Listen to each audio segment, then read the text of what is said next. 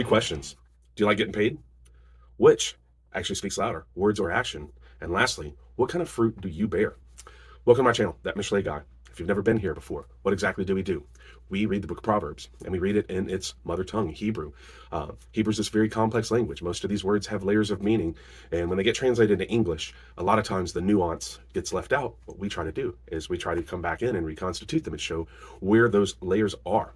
So today's lesson, this is going to be Proverbs 12:14. From the King James English translation, that is, a man shall be satisfied with good by the fruit of his mouth, and the recompense of a man's hands shall be rendered unto him. So, first glance, quick takeaway. How would we summarize this in a single sentence? Well, we'd say, treat speech as if it was your vocation. And that would be a wonderful teaching. That's what most people would walk away with. But again, that's not exactly what we do here. So let us look at this in Hebrew now. In Hebrew, this is mi peri pi yispatov ugemel yedei adam yashivlo. And word by word from a concordance, that is, from the fruit, mouth of a man, he shall be filled, goodness, and the recompense, hands of man, comes back to him. So this first term, mi peri, this is a prepositional phrase. This is the head of the proverb. You know, what we discuss almost every video is that first term. This is going to set the tone. It's going to lay the foundation in many respects. This is the focus of the proverb, is that first term that it puts down. And what it's saying here is this is going to establish what is good and satisfying. That's the message of this first clause in the proverb. So the first part of this is this preposition mon, which means from, and that's usually going to be bound to the next term, which is what it is here, which is fruit. And that term comes from a primitive root, which is para, which means to be fruitful, to bear fruit, or to multiply. And this term of fruit, it's generally tied to a person's income and their investments. And this is a noun that, depending on the context, it can actually mean a cow or it can mean the fruit. And it's an agricultural concept that the farmer, he had to balance the idea of what do you hold back and harvest and what do you replant. And the fruit, this is the purpose of an entire year's worth of labor, you know, and you don't really get to realize what its total outcome was until the end of the harvest on the calendar. So this is how the payoff is weighed. It's used to assess if the year was good or not. And what they would call fruit in their times, we would probably call the net yearly income, but it's a metaphor for all your actions. And figuratively, it's how you measure productivity. And the prepositional phrase that's going to come next, which is, you know, from the mouth, it's going to tie that satisfaction and goodness, they come later. You make an investment on the front, upfront, and then you bear the fruit. And so for that reason, fruit is multifaceted and symbolic, and it's a type of a deferred payment that you get it later on. And it's compared to contract later in this proverb, which is how most of the payment worked in the ancient world, that you were paid daily or per task. And what it's establishing here with this idea of this fruit from speech is that there's a deep moral value, and that a person's speech can either be fruitful or it can be barren, and it can be poisonous or life-giving. But speech never exists in a vacuum. It has a source, which is the mouth in this proverb, and fruit produces, it propagates. And the proverb wants people to think about speech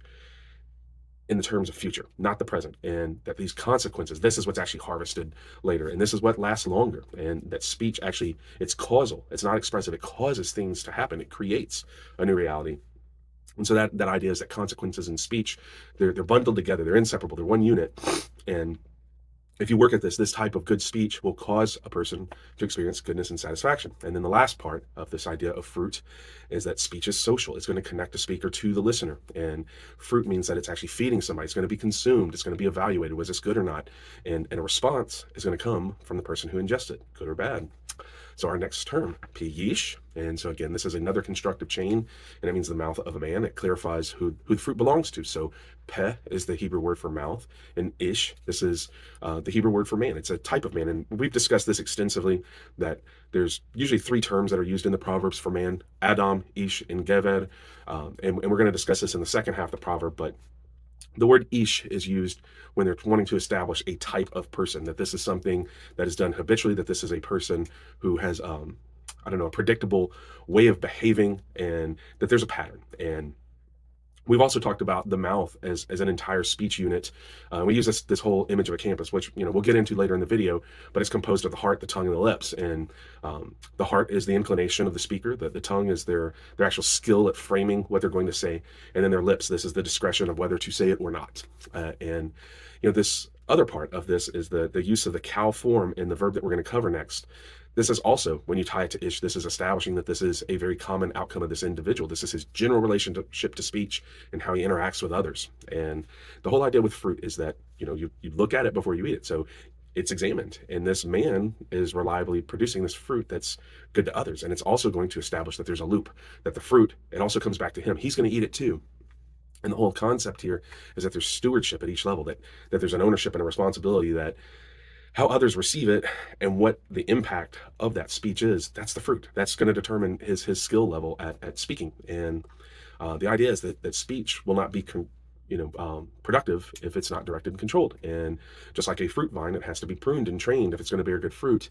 And this is going to narrow this proverb from a general observation about life and make it personal. That this individual's duty, the mouth of this man is the one in charge. And if it's going to satisfy or be tov, which is another term we'll talk about in just a minute, it means that he's going to have to do this type of work. So ish is a type of man who does this type of work. Our next term, yispah.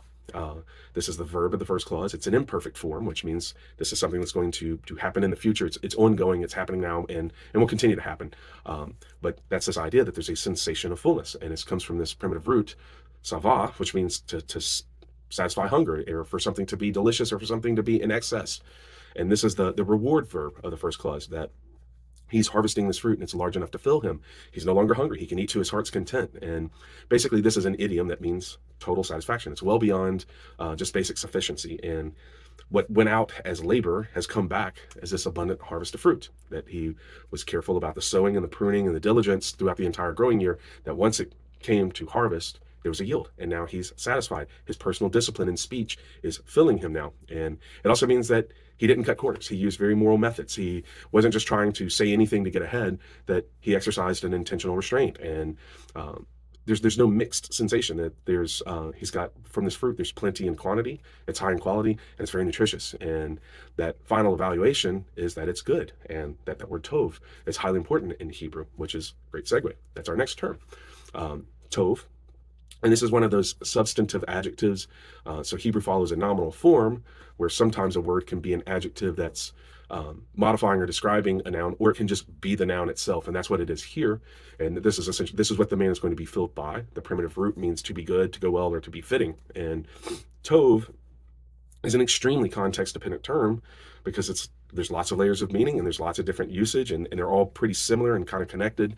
And so you have to really, really rely on the context clues to determine which usage of tov is happening in any one expression. And it usually means beneficial or suitable, but it can go all the way up to beautiful or divine perfection. And so in the Proverbs that deal with like morality, tov, this is going to deal with like morally ordered goodness, that this is something that's correct and in line with God's ways. When you're looking at tov in like terms of relationships, it means it's pleasant, it goes well. But then sometimes tov is used for comparison. It just means something that's better or preferable.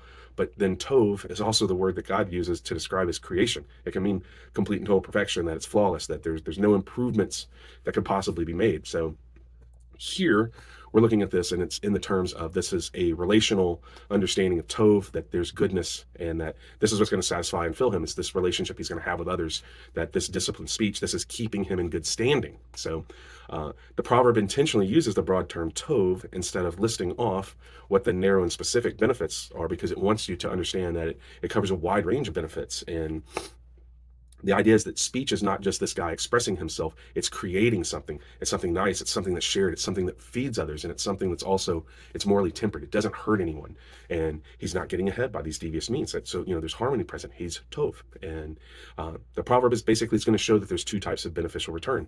That this idea of the one that bears fruit, this is holistic. But then in the second clause, we're going to look at just the idea of a basic wage payment that's going to be very narrow. So it's going to benefit the wage earner only. So now we will transition to the second half of the proverb. And this is one that is going to form a contrast. Usually these things will show what's good and what's bad, but sometimes they'll show something that's what's better and something that's not as good. And that's what it's going to follow this form here. So this first term, ugemel, it means and the recompense, and it's conjunction. And it's the lead thought of the second clause. And this is the idea that there's a form of payment. And this basically means to pay back. And that's a morally neutral term. It can have a positive or negative meaning. So the primitive root means to deal, to repay, or to return. And very much like we would use that term payback in our language, it can be something that's nice or mean, like, hey, someone gave you some money, oh, I'll pay back. but it can also be somebody did something bad. And you're like, you know what, I'm going to pay you back. And the idea is reciprocity, that good is being exchanged for good, evil for evil. And what it's going to say when you use this term, gemed, is that everything is exact. It adds up, and that this person is being treated accordingly. And this proverb cleverly isn't going to tell us which one is happening right here, whether this is he's being paid back in a delightful way or in a revengeful way. But other cultures would call this concept karma, the idea that what comes around goes around. And again, the proverb doesn't clarify, only that actions have responses and they achieve balance. And that's going to link to the next term, which are the hands, which means that this person's actions are bringing back this instance. And the idea is whatever it comes back as, it's deserved, it's been earned, and it's proportional, it's requited. They're even Steven. And so in this first clause, speech is bringing a yield. It's bringing out something more than what was planted. But the second clause, this is an exact payment, hence recompense. So it's coming back as completely level. And again, this was this idea that in the ancient world, you didn't get paid in a 2-week thing. You didn't have taxes withheld. It was like pretty much every day you received your payment. You came in, you did your task. This is what you got paid, and it was pretty cut and dry. So our next term, Yedei Adam, and so this is a continuation of the construct. It's linking what is being repaid. So the hands are creating something, and there's no primitive root with yad. It's a primary term, and Yedei, this is the plural form of it. And what's really clever here is that in the first clause, ish was used to mean a type of man, but in this one, Adam is used for man. And you might ask yourself, well, why is that? I don't know if it's their first video, but a proverb that discusses gever, this is going to mean something that's unique to this one individual in this one instance. But ish, this is a type of person, that this is something that they habitually do again and again. But when you see Adam, this is going to be something that's universal. This is something that every person does. And many times Adam gets translated as mankind, hence, Adam, first man. But the idea that every man is repaid for their labor, Adam, this means that it's going to apply to everyone, but only certain types of people, ish, will have a yield from their speech. That the first guy, he had this intentionally developed trait. And this is part of why we read this in Hebrew, because this subtle distinction matters, and it would have been missed if we just stuck with the English. So yad, just like tov, is a very context-dependent term, and in Hebrew relies very heavily on these metaphors of the body parts, but especially the Proverbs. And the yad, this is the instrument of action. This is what changes and transforms things, and this is symbolic. It means this is where a person's effort is. This is what they create, is what's in their hand, what they set into motion. But it also figuratively, it means what their strength is, where their power and agency, what their sphere of influence is, what they actually control, what they possess. And what this proverb is saying is that what a man creates through labor, he gets paid measure for measure for. And if he wants to increase his own payment, he has to increase his own personal labor. And the idea is that speech is this passive form of income, but work, this is a direct form of income. And whatever you do with your time and effort, this is what's going to come back to you. And a person's going to harvest from both things, what they do and what they say. And curated speech has the ability to over-deliver, but labor and actions, they're going to have an exact measure in this repayment. So speech is this perpetual payoff. It's evergreen. And our next term, yeshiv. This is the idea that it comes back. And again, this is also an imperfect verb, and it's in what's known as the hefel form, which this is establishes why something happens. This is what his hands are causing to occur. The primitive root on this verb is shuv. It means to come back, to return, or to restore. It's actually the Hebrew word for repentance. This is called teshuvah. It comes from the same verb, but hefel explains what is causing something to happen. It establishes why it happened. And so this person is on a wage structure. So it's reciprocal. It's precise. He completed his task. He has received his payment. The transaction is complete. They are done. And this tense is important because it's saying that this present action will have this future consequence. What is done today, this is what's going to be felt later. And it's the repayment. This is both the verbal and the physical labor coming back home, that it's returning to him. And that's where our last term is. Lo means to him. It's a prepositional phrase, and it identifies who receives the return. So la means to or for, and when you add the suffix o on the end, then that makes it possessive. That means it's his, and it's establishing agency, cause and effect, who the recipient and the actor are, and it shows this reciprocity, why this repayment exists and who is receiving it. It personalizes the proverb, and it links his actions to his consequences. So now that we know what all of these words mean individually, now we're going to look at what we call the closer look, where we examine this proverb and see how these words actually interact and relate to one another. And we'll see that that's where a lot of this inner wisdom is that we will miss if we read it too quickly.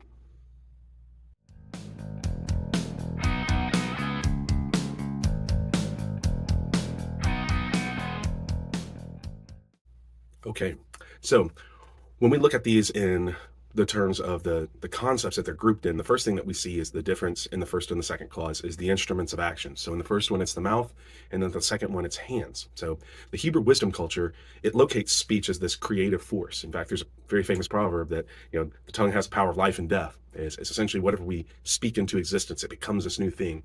And the idea is that the hands, well, they create tangible things, goods, things that we can hold, but speech creates things that we can't, which are things like emotions and the impact on relationships. And what it's saying is that essentially how you speak is as important as anything you do, because it's bringing something into existence. And just like with a vocation, your craftsmanship, working with your hands, there's an attention to detail that's going to mark a good craftsman versus one who's sloppy, and sloppy work receives poor pay or no payment at all.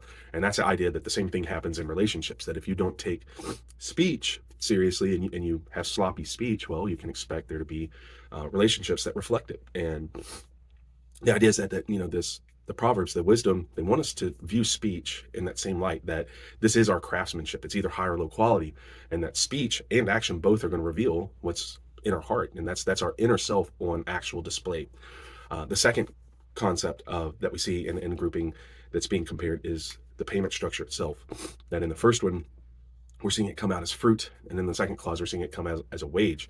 And that's the idea of ongoing payment versus a lump sum. Do you get this instantly, or is it drawn out long term? Is it precise and single, or is it something that has an accrued interest? So the idea is that labor is paid once, but speech is paid in perpetuity, and that these actions will balance out, but speech continues to bring something past the initial payment. And so labor or work or efforts or actions, they can be calculated with a wage, but a speech harvest, this is immaterial. And the proverb stating that the hands produce, but only the mouth bears. And the fruit has a wider range of usage. Wages can only be spent or saved, but fruit is this other type of currency. It can be eaten, it can be shared, it can be replanted, but it has more value than just a single wage. Third thing that we see compared is the idea of the recipients themselves. Is this for the benefit of one person, or is this a joint return? And the idea is this personal benefit or relational benefit? Speech has this wide scope, but personal payment, this is very narrow. And the idea is that speech is relational, whereas wage is not. It's cut and dry, it's transactional. And speech has a speaker, it has a listener. And the idea that goodness and satisfaction, this is a shared experience with others. And we don't see this in clause 2. Maybe he has it, maybe he doesn't, but we don't know if he does. All we see is payment. It's very cut and dry, so it's very non-relational. The benefits, they're going only to himself. They're exact, they're precise, and he may or may not experience the goodness and the satisfaction like the person in the first clause who's prioritized their speech. And then the last thing that we see being compared is this idea of the emotional states, that goodness and satisfaction is present in the first one, and the second one, we just don't know. There's ambiguity. So this first clause, there's a rich life. The second clause, all he has is this payment. The first clause, it emphasizes there's an impact on the speech, that there's relationships. And the second clause is going to emphasize transactions. So it's very impersonal. And each of these two people, they're receiving payment, but good speaking carries this additional reward that the impersonal action, all that does, if a person is an action only model or does damaging speech in their relationships, they won't receive this. And if we want to have this depth in our life, we have to move from Adam, this generic type of man, to Ish, which means a specific type of man who follows a specific pattern. And that specific pattern is a commitment to develop these specific character traits. So now that we understand the words, we understand what's actually being spoken, we see this inner logic that Solomon was this incredibly gifted writer, that he is able, with just a handful of words, have multiple lines of thought. I mean, we're looking at 4 different trains of thought in like 8 words. So these proverbs, they operate on all these very deep wavelengths if we take the time to read them slowly. And we can sit here and dissect them forever, but we have to move on. So let's recap this one. Proverbs 12:14. A man shall be satisfied with good by the fruit of his mouth, and the recompense of a man's hands shall be rendered unto him. Translation, I give it 10 out of 10. I did not see any errors, word for word, thought for thought, clause for clause, it's right on the money. So big 3 takeaways is, number 1, what you say is as important as anything you do. Both action and speech are creative acts, and they each carry a consequence, but speech is the one that has the power of propagation. Number 2, repayment is a neutral mechanism.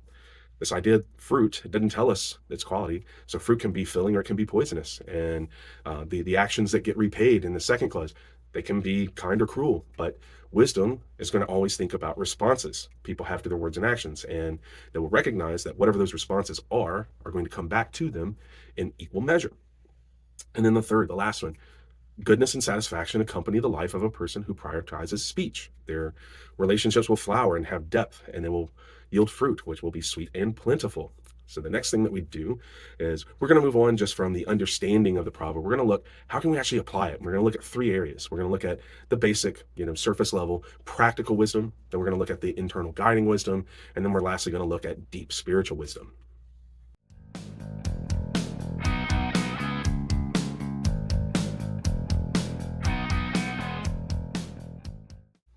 Okay, so the first of the guided talks that we do is what we call the dad talk, and the dad talk is exactly what it sounds like. This is basic fatherly advice. Is we've just been given this wisdom. How do we turn it into something we can use? It's something that we institute this in day one. We live in this. We walk in this. We're instantly a wiser person if we start applying these principles. And this is a proverb about the idea of reciprocity. And God's universe is morally ordered, which literally means like what you do comes back to you in equal measure. And so we're going to look at this first idea of the idea that speech returns to the speaker.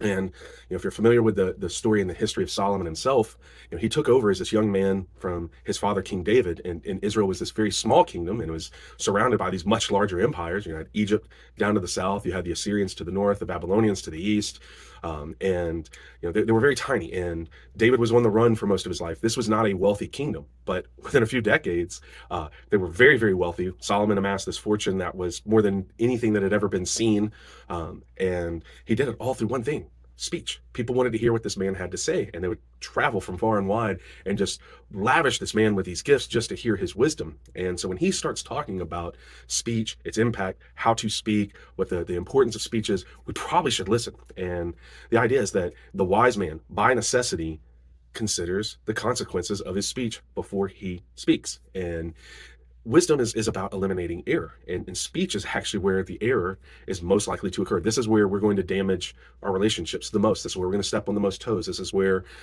if we are thoughtless in this area, you can expect a lot of problems. And so a person who's really pursuing wisdom, they're going to place speech or like right dead center, because that's going to eliminate a lot of the nonsense that ends up in misunderstanding and fighting. And the idea that you put out goodness, you want goodness to return to you. Well, you take the first step. You're the one who puts it out there. It can't return to you if you don't put it out first. Next thing that we'll look at is the idea of reciprocity to action. And I think that this is something that, most people already understand. Everything you do has some sort of impact on someone, somewhere, somehow. And if you are thoughtless in the way you behave, then of course, you're going to step on someone's toes, and it's going to come back in the form of conflict. And the same way that we will consider the consequences of our speech, we need to consider the consequences of our action. And it's a very subtle thing, and we could have talked about this in this proverb, but this can also be seen as a commentary on personal effort and work ethic. That your payment comes back to you based off of what you do. Is that if you want more money, you have to work harder. That diligence pays and laziness doesn't, and that is an element to this proverb. But the main thing is that in the context of this, of comparing it to speech, it wants us to recognize cause and effect, that we actually have the ability to shape our environment, and that what we do and what we cause is what we live in, and we can change for this, for the good or the worse. And that's kind of like where we'll end out on this third observation of just reciprocity in general. And this kind of concept of karma. Every culture has noticed that things in life balances out. This is not something unique to Hebrew wisdom culture. And the reason why is because God's universe is morally ordered. It rewards good and it punishes evil. Many times we would like both things to happen on a much quicker timeline, but they do. You give it time, they will both balance out and pay out. And the idea is how you speak to and treat other people matters. And ultimately, it's going to determine if life is satisfying and good for you, because the person who really makes it a focal point to treat and speak well to others, there's going to be less things to have fights and problems with, and particularly in the form of grace, if you can let things slide and let it go. Whereas that person who always stays tied into some sort of fight or conflict, or has to voice their opinion and just consequences be damned, we'll deal with them later. Goodness and satisfaction, that's going to evade that person. And so, yeah, focusing on goodness, this is self-preservation. This is self-rewarding. You can eat this fruit if you do the work, just like in the agricultural sense. You do the work in the vineyard, the fruit comes at the end.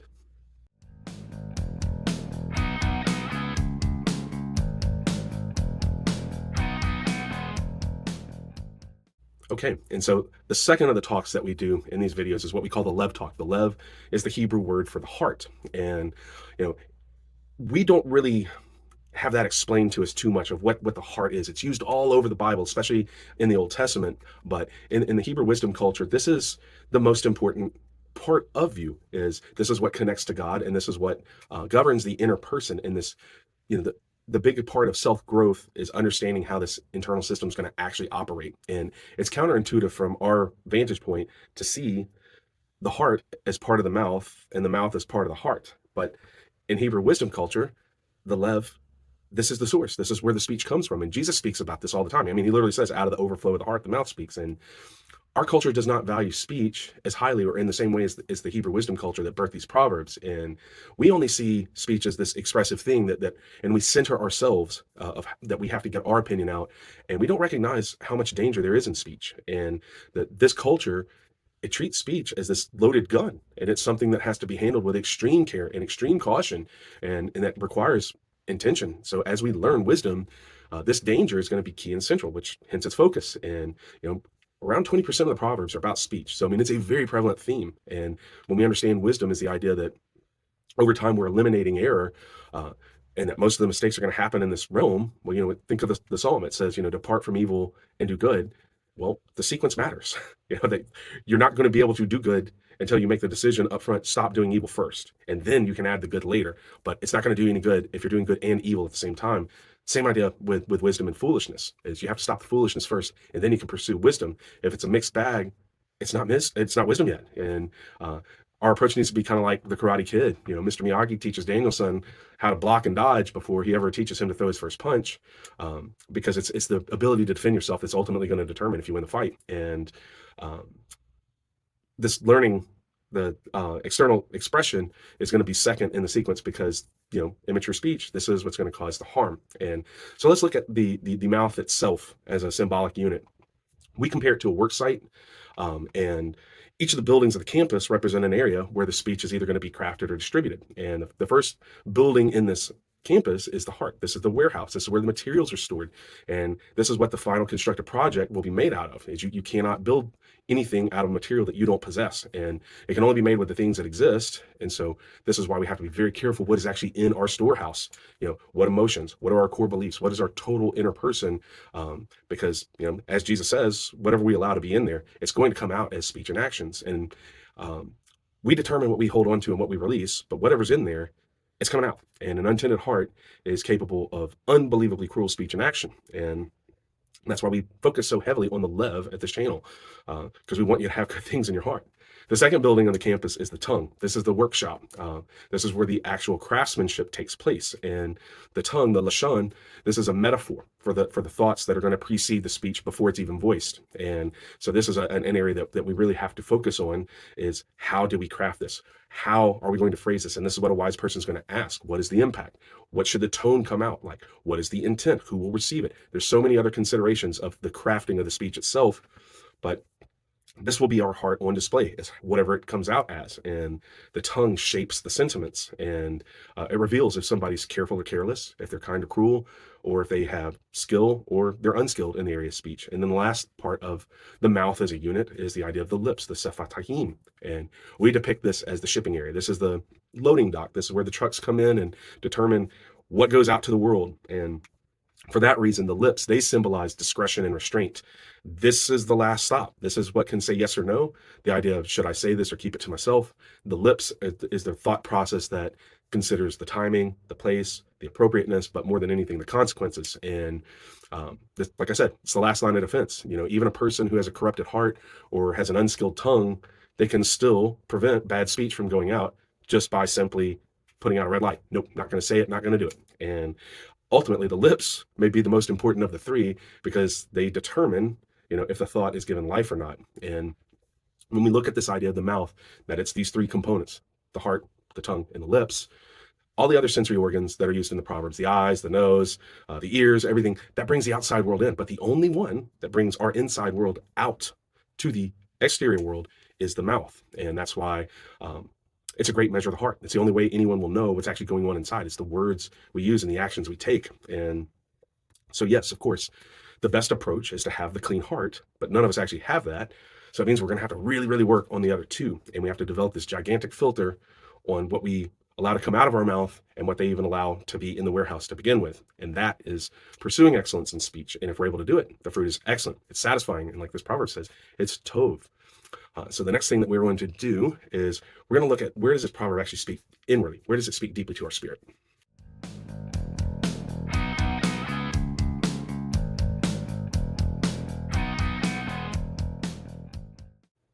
Okay, and the place where we finish out is what we call the Ruach talk. Ruach is the Hebrew word for the spirit. And most of these proverbs, they have this, surface level understanding. And then as we see that there's another wisdom that allows it to guide us inwardly. But when we get to the Ruach, we're looking, where's God actually trying to speak to the deepest part of us? Where is there symmetry between the Old and the New Testament? And that's going to involve where do we see the gospel? Where do we see Jesus? Where do we see something about what he taught, how he lived? What is the overall impact that we can take away in a very figurative sense from this proverb? And when we look at the life of Jesus, he uses metaphors and figurative speech about fruit and fruitfulness all the time. He was speaking to an agricultural society, and he wanted to make sure that all of his parables and teachings were relatable to them. I mean, most of these people, probably couldn't read very well, but they understood how life worked, from the idea of fruiting and seeding and harvest. And so these metaphors would have been very well understood, that what you plant is what grows. If you work, you eat. If you don't, you don't. That your efforts are going to bear this fruit. It's going to show, is your fruit good or bad? Is it plentiful? Is it limited? But particularly, Jesus loves to use these images of sowing, of planting seeds, that something starts small and it grows into something larger, and that the idea that a small beginning will eventually yield a giant consequence. And this is the type of language he uses when he's talking about the kingdom of God. He compares it to this, that the kingdom of God is not this enormous pre-constructed palace. It's a little small seed in the dirt that becomes something that's much larger, and it supports a lot of life. And the kingdom that Jesus envisions when he talks in the Gospels isn't something built with his hands. It's built with his words. And this is still how the gospel gets transmitted, hearing the words of Jesus Christ. And in that light, no mouth has ever borne, fruit of this kind. And most famous people in human history, they're remembered for something that they did, something they built, something that lasts as a physical monument. But Christ, he's remembered for what he said. I mean, he's the most quoted man in history. There's volumes of books written about him, and we don't really actually have much tangible from Jesus's life other than his words. And that's intentional, because he wants it to be faith that drives us to him to engage in his words. But he has this promise that his words, they will never pass away. And they give new life to the person who receives them. They water us daily. In this kingdom, it still continues to grow. And billions of people for thousands of years, they keep coming to this man Jesus and hearing his words, and their lives are changed dramatically. And the idea of the growth of this kingdom, this is what actually gives God satisfaction. He's always taking new applicants. And Jesus says that his Father's house has many rooms, and he basically, he wants his fruitful words to continue to fill you with goodness and satisfaction. And make no mistake, Jesus was not words only. The recompense of his hands was definitely rendered unto him. A lot of people did not like his words and actions, and that's what got him killed. And it's a cost that he willingly took on, and it was very costly, but it was done so that we could escape being paid measure for measure, our recompense that was due to us. He took it instead, the negative form that we put out bad, and he took it, and it came on him instead of us. And this is the idea, that this idea of Adam, the works of mankind, that's what put him on the cross. And in this proverb, we see this whole idea that there's a balance between words and actions. And when we look at the words and works of Christ, the product of his mouth and hand that comes back to his Father is a harvest, a yield of fruit, and it satisfies and fills God, not because we are tov, but because he is. And that's your salvation, your reconciliation to God is that important to him, that he was willing to sacrifice his own son and endure this pain to open this pathway. And he wants you to be transformed by the words and the sacrifices, the work of the hands of Yeshua, Jesus Christ. And to us, these recorded words of Jesus, they're sweet fruit, but to God, your salvation through faith in his son, that's the actual fruit. And the work, the repayment, they were done before you were even born. Jesus's mouth is what sowed the kingdom, and then his hands are what sealed and redeemed it. And your hands couldn't do this work anyway, but your heart, that's what can receive it. And this is why it's so important that it's pierced first. It's Christ's entry point. And that's why we talk about the lev so much. It's the lev, the heart, that turns towards this message, that receives this gospel, that inclines itself to hear these words, and then to act on the gospel's call to faith. And I'll tell you, if you're an unbeliever, you've made it this far in the video, This fruit is satisfying. It's good. And it's what gives someone the right to become a child of God. And I just, I mean, I have to thank you, Jesus, for what you've done. Your words have not passed away. Your mouth, your hands are why billions of people continue to have newness of life. So I hope this proverb, you looked at it through a new light and that you enjoyed this message and got something out of it. World's a dark place. It really needs the light of God's gospel to go out into it. It's also a place full of foolishness. It needs the wisdom that are in the Proverbs, the Mishle, to go out into it as well. And so that's what we try to do here. We try to point people to both. And that's very easy evangelism, is if you like these types of messages, just let people know that this channel exists. We're going to do both of these things, point towards wisdom, point towards Jesus. And yeah, just let someone know. You can post it on social media, tag someone, tell someone in real life. But we kind of compare the life is this big giant test, and God wants us to not only pass the test, he wants us to ace it. So he gives us all these answers ahead of time. That's what the Mishle are. And it's great when we pass our test, but it's even better when we help someone else pass theirs too. And that's what happens when we tell them about the Mishle. So if there's a particular proverb you want to see broken down in this long form way, maybe it's your personal favorite, maybe it's one that confuses you, maybe it's one that's famous, whatever it is, just email me and I'll put it in the queue and we will get around to it. But life is very painful if you live in folly, and God's word is there to keep us away from those bad patterns. And you'll continue to make mistakes in life, but if you listen to Lady Wisdom's voice today, it doesn't have to be these ones anymore. You don't have to have, undisciplined speech that causes you to not enjoy a satisfying and full life. Shalom, shalom.